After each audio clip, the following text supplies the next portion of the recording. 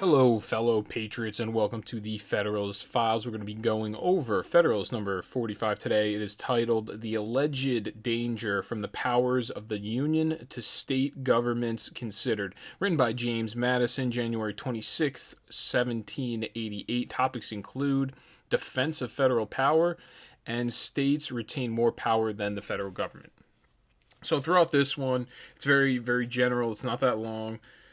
Madison opens up the paper defending the federal powers that have been laid out in the last couple of papers, and he also states a couple of arguments against his dissenters as well, and then he goes over how the state will still hold more power under the proposed constitution than the federal government will. It's very simple, very generic on this one. It's more philosophical than anything else. So Madison, he opens up this paper with the theme of the remaining power that will be ascribed to the states entailing, and I quote, "the adversaries to the plan of the convention, instead of considering in the first place what degree of power was absolutely necessary for the purpose of the federal government, have exhausted themselves in a secondary inquiry into the possible consequences of the proposed degree of power to the governments of the particular states. But if the Union, as has been shown, be essential to the security of the people of America against foreign danger, if it be essential to their security against contentions and wars among the different states, if it be essential to guard them against those violent and oppressive factions which embitter the blessings of liberty, and against those military establishments which most gradually poison its very fountain." End quote. So he's just laying out in the very beginning. These dissenters are saying that the federal government doesn't have the right to those powers.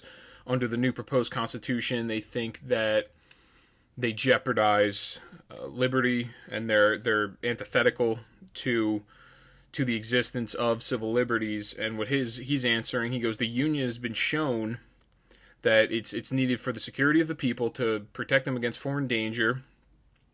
It's also essential for the security against different states, factional violence between the states, and it also additionally ensures a sense of liberty to those people from military establishments, as well as state governments trying to supersede their power as well. So the federal government, and this is the way it's supposed to work, laid out in the Bill of Rights, the federal government is supposed to protect the people themselves from a usurpation from the state government. The federal constitution, under the Bill of Rights, freedom of speech, there can be no laws made against the First Amendment, as in freedom of speech, freedom of establishment of religion, freedom to protest the government, freedom of press as well.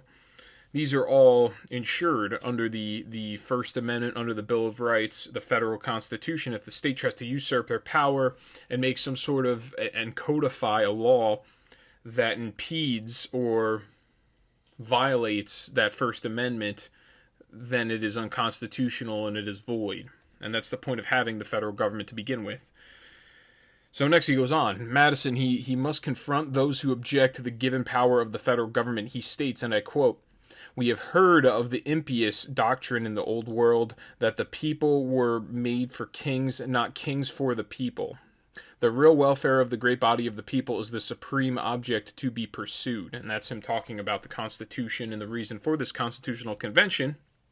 And he states just simply, and this has been said in preceding papers, the old world, the people were made for the king rather than the king made for the people. The king held monarchical, authoritarian, autocratic power, and the people had no power. In the selection, it was a lot of times, it was a hereditary monarch. It was based on what family you were born into. And there was a lot of, and this still goes on today in some societies, there's a caste system where whatever you were born into, that's pretty much how you stay for the rest of your life. You stay in that economic class. And he's just pointing out that in the old world, that's how it worked, and it's not going to work that way in this new United States of America. So he goes on. Were the plan of the convention adverse to the public happiness, my voice would be reject the plan. Were the union itself inconsistent with the public happiness, it would be abolish the union. In like manner, as far as the sovereignty of the states cannot be reconciled to the happiness of the people, the voice of every good citizen must be let the former be sacrificed to the latter. So when he says the former, he means the happiness of the people. The voice of every good citizen, let the former be sacrificed to the latter. Let the former, as in the plan or the union. Oh, this is what he's saying. So he's saying himself, I believe in this convention. I believe in the proposed constitution. If it were adverse or if it were antithetical to the public happiness, I would reject the plan myself. And if the union was inconsistent with the public happiness, I would abolish the union. And he says every good citizen must be, their mindset must be to let the former be sacrificed to the latter. Let the former, as in if the union were this authoritarian or if it was against the will of the public happiness, then that has to be sacrificed to achieve public happiness, because that is really the main end goal. So Madison next, he makes the argument that the powers enshrined to the federal government are those for the welfare and essential security for the people of America against foreign danger. Madison believed that state sovereignty should be sacrificed for the happiness of the people. The magnitude of that sacrifice has been shown and is not as severe as these contenders receive it to be. So these contenders, they were characterizing it as the federal government was too overpowering because of the proposed constitution. It was inconsistent with the founding principles of the United States, the idea of sovereignty, the idea of essential individual liberties, and they were saying that this proposed constitution enshrined too much power in the federal government. So he responds to this. He states, and I quote, "How far the sacrifice is necessary has been shown. How far the unsacrificed residue will be endangered is the question before us. Several important considerations have been touched in the course of these papers, which discountenance the supposition that the operation of the federal government will by degrees prove fatal to the state governments." End quote. So, and this is kind of his precursor, or his introductory to this idea that the federal government is somehow going to overpower the state government. His thoughts are based on this constitution, and it's been shown many times, and they have stated it many times, that the state constitution or the state government is going to be much stronger than the federal government, which today, relatively, to an extent, maybe, I don't really know. In terms of taxation, the federal government is leaps and bounds above the state governments, but in terms of taking the rights of the citizenry, I would say that the state governments have probably done a little bit more usurping of their power than the federal government has in some aspects, I would say for sure. So Madison argues that if the dissenters truly cared about the citizens, they would argue citizens' rights and happiness rather than that of the state's rights and happiness.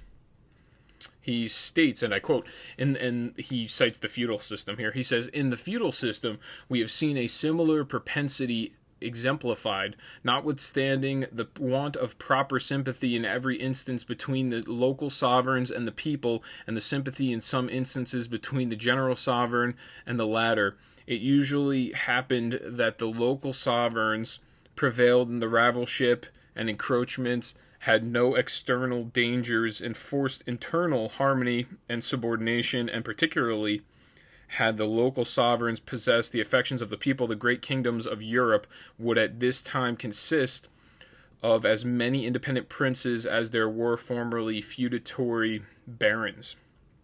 End quote. This is very interesting. So he's talking about, when he talks about the general sovereign, and then I think he says the people. The sovereigns is in the individuals that own the land, and they were sparsed out into multiple sections, and the people that were under them. And he was saying that these people that were below the feudal, or it was like, okay, so you had a monarch, you had a prince was up in the spot in the power position of government. Then below him was all these different sovereigns. They really weren't in the government technically, but they were to govern their individual territories. This is how feudalism works. We've went over this before. He's saying that if it was true that the federal head, the guy atop, the monarch, the prince, was the one overstepping his boundaries, it would be true that there would be, over time, it would consist of many independent princes and as they were formerly feudatory barons, had no external dangers, enforced internal harmony and subordination, and particularly had the local sovereigns possessed the affections of the people, the great kingdoms in Europe would at this time consist of as many independent princes as there were formerly. So what he's saying, because there were so many fights, there was infighting, there was a lot of civil wars that went on inside of Europe, Great Britain in particular. I think they had a feudatory system set up. There would be a harmony, and there would be much more individual sovereigns or individual lands that were governed by these so-called aristocrats, if that was the case. If the case was that the state was not going to overstep its boundaries of power, then you would see many, many more of these territories, because if they worked, it would continue to go on, and there wouldn't be wars. Because once there is a civil war that breaks out, one leader, one sovereign beats another sovereign, he takes over that land, and then it just gets bigger and bigger. And that's what he's saying. If this system worked and there was no type of usurpation from these individuals, then you would just see many very small sovereigns, and that's just not the case. And that's why he says it does not work. The state government is going to usurp their power much more often than the federal does. The advantage of the states in terms of power is decisively in favor of the states over the federal government. Madison contends. He states, and I quote, "The state government will have the advantage of the federal government whether we compare them in respect to the immediate dependence of the one on the other, to the weight of personal influence which each side will possess, to the powers respectively vested in them, to the predilection and probable support of the people, to the disposition and faculty of resisting and frustrating the measures of each other." End quote. So he's saying the state's going to have the advantage because it's going to have the willingness of the people that live in their individual states to begin with. They're going to be much more loyal to their state governments than to the federal government, and there's going to be that weight of personal influence that's going to be possessed by the state government that will be devoid in the federal government. And it all makes sense. So next he goes on. And I quote, "The state governments may be regarded as constituent and essential parts of the federal government, whilst the latter is nowise essential to the operation or organization of the former. Without the intervention of the state legislatures, the President of the United States cannot be elected at all." End quote. So this is interesting. This is the formation of which our federal government is comprised. And he goes into it. Really, the federal heads, they are beholden to the state governments and to the people themselves as well. Thus, the federal government is derived from the state governments and from the people. And more importantly, even when the senators were elected by the state legislatures rather than the people directly, this was actually more true. And he outlines that now the president to be selected, electors have to be chosen by a state legislature, which also makes the president beholden to the individual state legislatures as well. So Madison, he outlines the states elect the president, representatives, and the senators. So he goes on to explain the senators in the House of Representatives. He states, and I quote, "The Senate will be elected absolutely and exclusively by the state legislatures. Even the House of Representatives, though drawn immediately from the people, will be chosen very much under the influence of that class of men whose influence over the people obtains for themselves an election into the state legislatures. Thus, each of the principal branches of the federal government will owe its existence more or less to the favor of the state governments, and must consequently feel a dependence which is much more likely to beget a disposition too obsequious than too overbearing towards them." End quote. So the federal government is going to feel that's essentially their constituency, or the people that they're dependent on is the state governments and the people themselves. Whereas the state legislatures, the only people they're dependent on is the people themselves. So the federal government actually has more obligation than a state government. There's going to be more eyes on the federal government, as there is today more eyes on the federal government and what happens in the federal system, rather than their own individual local governments. And that's actually what goes on in New Jersey. New Jersey people aren't really involved locally, and that's why the Democrats win all of the time. And generally on the right side, the Republicans aren't that involved in local government. And this is a general sense in any blue state. where most of the government is comprised of Democrats, and that's because we've gotten further and further away from local politics. And the reason we've gotten further away from local politics is because our system currently is all being mainlined at the head. So the federal government has a lot of power. So people are more invested in looking at what the federal government's doing because there's so much power coming from the top that should not be at the top, and it really should have been passed down to the state governments. Now, usurpations from the state governments, I think, do happen, and I'm talking big ones like First and Second Amendment things, and that's why I was alluding to that earlier. But when it comes to just technicalities in terms of free markets, jobs, the federal government actually does play a huge role in regulations from the top down. But the federal government, in a pretty long time since the assault weapons ban of '94, they have not really got that involved in the First and Second Amendment, in attempting to take away or relinquish those powers. Really, they also haven't really been that interested in defending them either. So I think that there's definitely there's some malfeasance from both governments, state and federal. I don't really know which one to fear more at this point, to be honest with you. If you live in a free state, if you live in a Tennessee, a Florida type area, state with low taxes, state where you're not completely shut down at this point, you probably feel much safer in your individual state than you do with the federal government, especially since it's pretty much a majority Democrats at this point. But if you live in New Jersey, you feel threatened from both of them, essentially. And the problem is we are not practicing federalism like it has been written in this document here, as well as in the Constitution, where the local governance is actually essential, and it is much more significant, or it's supposed to be much more significant than the federal head itself. The federal head was very broad. Its power was supposed to be very limited. And then those rights are supposed to be passed on to regulate the people in a way to regulate to the state governance themselves. But a lot of them have passed it up to the executive, whether they've passed it up to the governor or they've passed up their power federally to the federal government and to the president, rather than actually legislate and do what they're supposed to do. Which is why conservatives aren't huge fans of executive orders for that reason. In and of itself, if you can't get it passed through the legislature, most likely, guess what? It's probably not a good law if there isn't a consensus agreement going through the legislature, so you shouldn't go forward with an executive order on it to begin with. So he states next, he goes on, he states, and I quote, "On the other side, the component parts of the state governments will in no instance be indebted for their appointment to the direct agency of the federal government, and very little, if at all, to the local influence of its members. And the number of individuals employed under the Constitution of the United States will be much smaller than the number employed under the particular states." End quote. So this is interesting too, and I don't exactly know the numbers on this. He's saying that the federal government is going to have much less personnel than the state government. The state government's actually going to be bigger when it's employed fully, which would kind of, if I had to guess, I would say the state government probably is bigger in terms of if you count all 50 states and you say, okay, how much personnel do they have employed? And then you look at the federal government and you say, how much personnel do they have employed? I would guess the state government probably is bigger. So on that fact, he's probably right here. And just to go on, there will be fewer individuals employed under the Constitution of the United States than are employed under the particular states. The states have a large influence on the inhabitants. The states have a militia comprised of 3 million citizens, which far exceeds the federal military. Even state tax officers will far exceed that of the federal government. And I think that's what he's going to state next.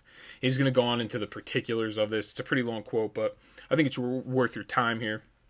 He states next, and I quote, "There will consequently be less of personal influence on the side of the former than of the latter."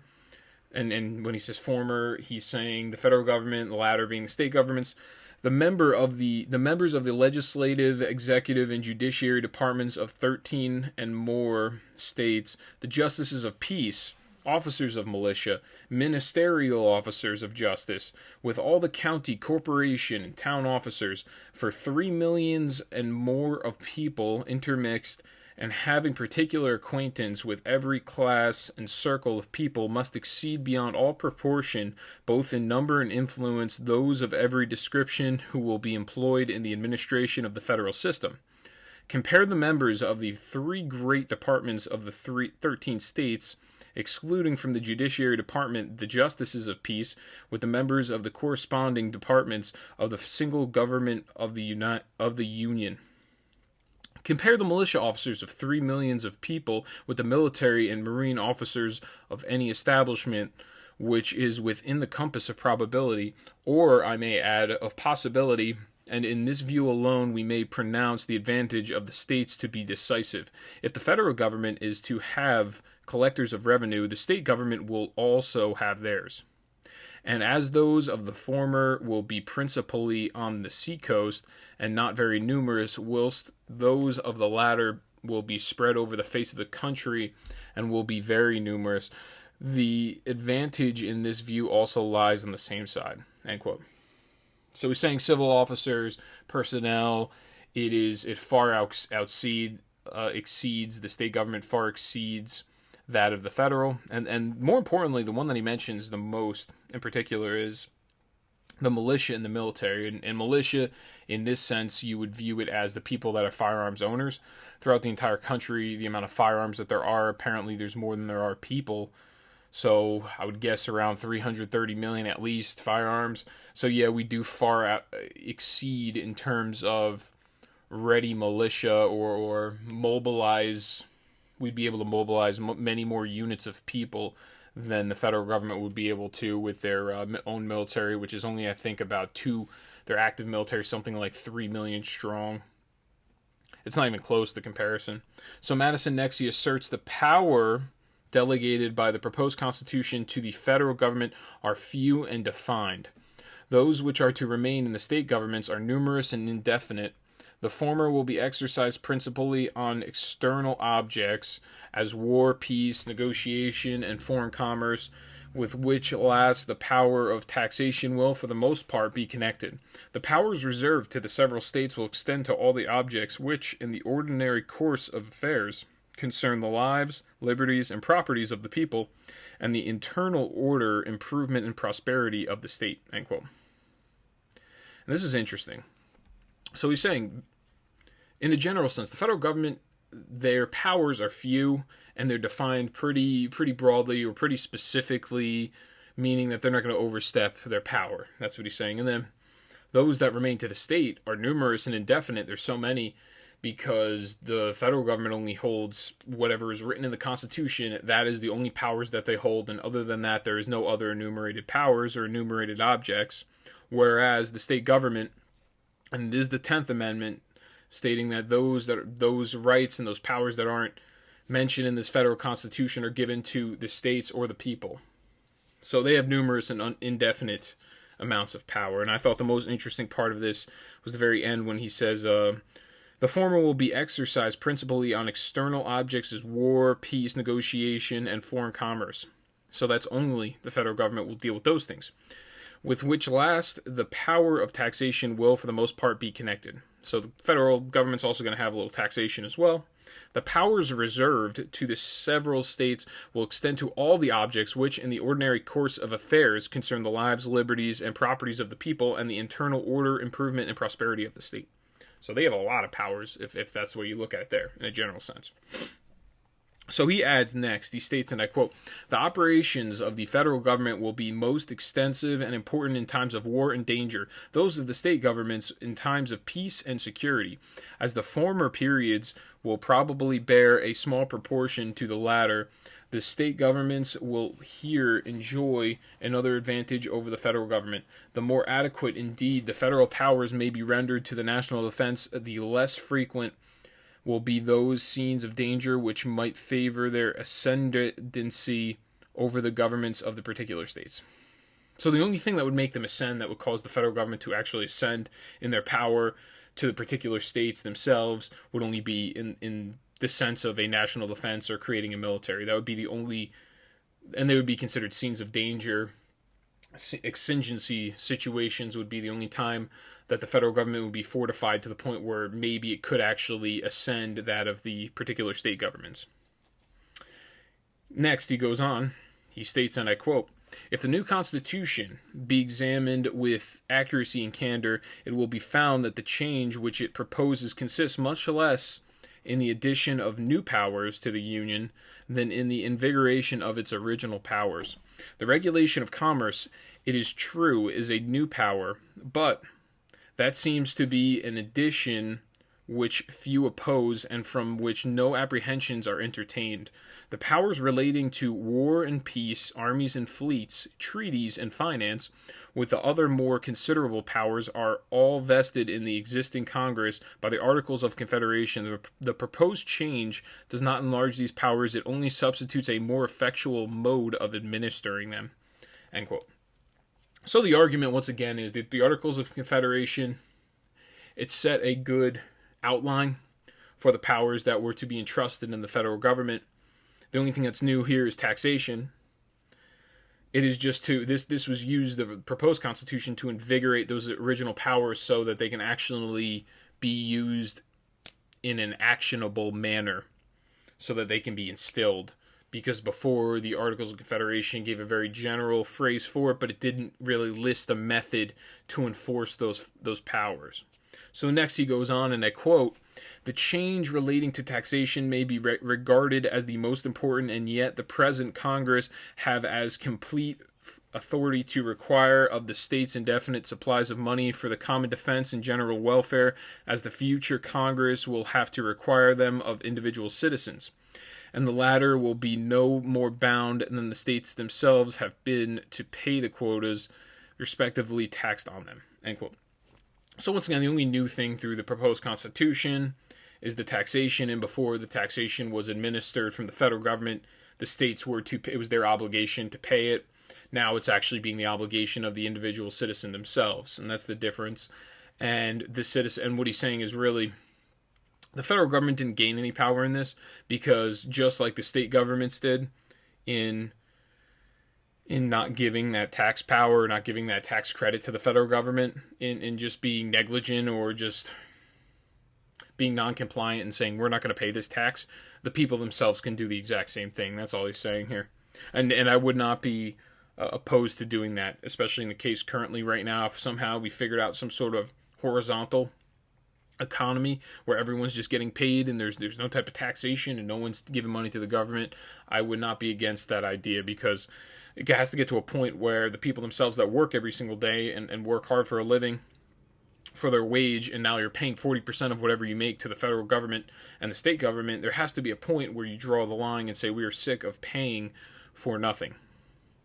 We're paying to, or we're working for the government. We're not even working for ourselves anymore. And that's a way to, these higher taxes, not only is it antithetical to freedom, but it's another way to control the people, because now when you're taxing the people 40% of whatever they make, they have less prosperity. They have less opportunity themselves to take their money that they worked for and they made and spend it on themselves, spend it on their children, establish and really set a goal for more freedom and practice that freedom through free enterprise, through your hard work and dedication and whatever capital you obtain from working, to be able to throw that out and then make more capital off of it. For example, crypto market, for example, stock market, them going after the GameStop guy, Deep Effing Value. I don't even remember what his real name is, but he was an actual retail investor. He also worked in a brokerage firm, but he wasn't technically a broker. He made investment studies, I think, for the place that he worked for. He made a bunch of money, and now the government is going after him, and he's going to congressional meetings. Why the hedge funders are not, I don't really know. And then as well, when you look into the crypto market, if anybody's familiar with that, there's only specific types of crypto that you can buy in the United States. There has to be a U.S. compliant application that you have on your phone or even on your laptop in order to buy specific types of crypto. There are certain cryptos that are actually outside of the United States that cannot be bought in the United States. And from what I've read, there's only a couple other countries that have these specific restrictions, one of them being China.